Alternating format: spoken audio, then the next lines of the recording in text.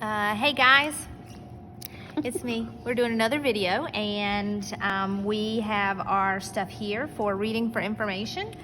We are going to continue with our power standards. And these power standards are the ones that we really want to focus on to make sure you are pulling the best information from the text so you understand what questions are being asked so that you become that better reader. So this one time we're going to focus on 8.1. Of course, it's 8th grade, and this is our first power standard.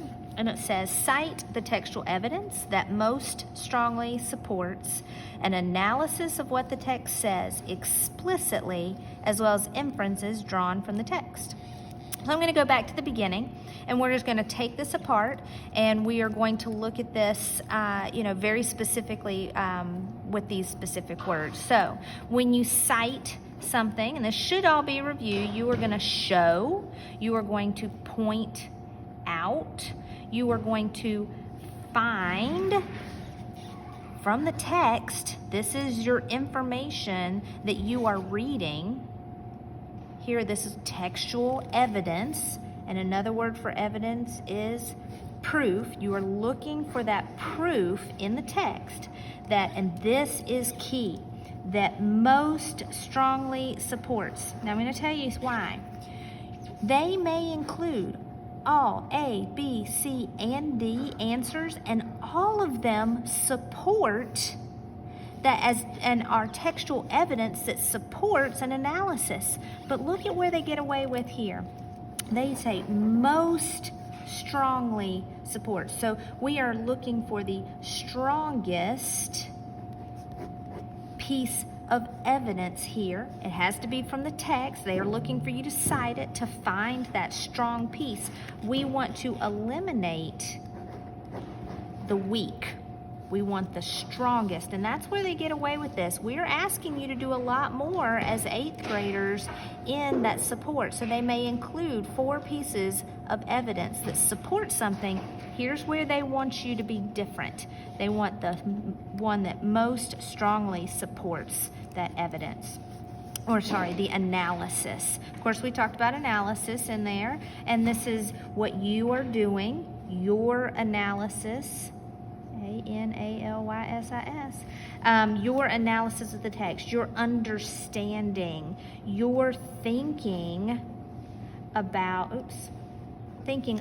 what the text, this is going to be a selection if we're talking about EOG, but any text says explicitly. This is such a great word. This is very specific, very clear from the text. It's explicitly said here, as well as, and this gets really tricky because you are going to also possibly deal with inferences. And these are, and we're going to use a couple different words here, references, R-E-N-C-E-S, references.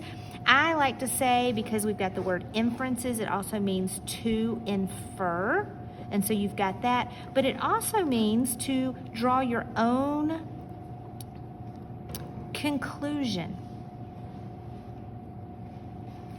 using clues. And of course, you guessed it, where are those clues going to come from? From that text. See right there? Always go back from the text. We are looking only at the text you are given. So I love this word. It reminds me of Amelia Bedelia. Here we've got drawn. This is not a picture that you would draw. This is drawn, some idea that you have pulled from the text.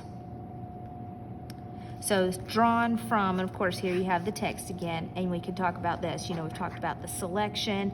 You are looking for that text, the textual evidence, and it's always from the text. You always need to go back to what the text says. Find it for yourself.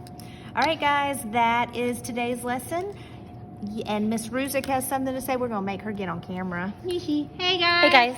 Okay, so when you are citing the textual evidence, it's always important, my students, remember, when we are citing, we are saying the article states, the author states, on page 5, you can see this. But if you're reading a short passage, it could be, hi again, paragraph 5, line 2. We just need to be very specific with that. And this is what this power standard is all about, citing that textual evidence.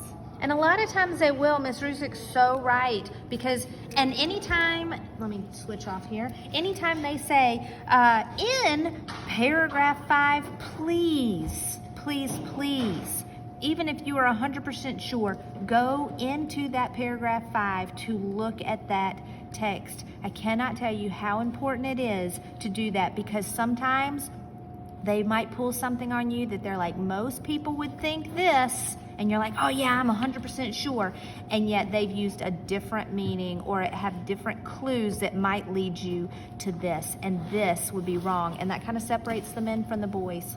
So if they tell you to go look at paragraph 5, The please. girls from the women. Oh, sorry, the girls from the women. Yeah, whatever. You pick your poison. Gender neutral. Gender neutral. Yeah, it was just a saying. Sorry. All right. So, guys, thank you so much, and hope you're having a great day. Bye-bye. Bye, guys.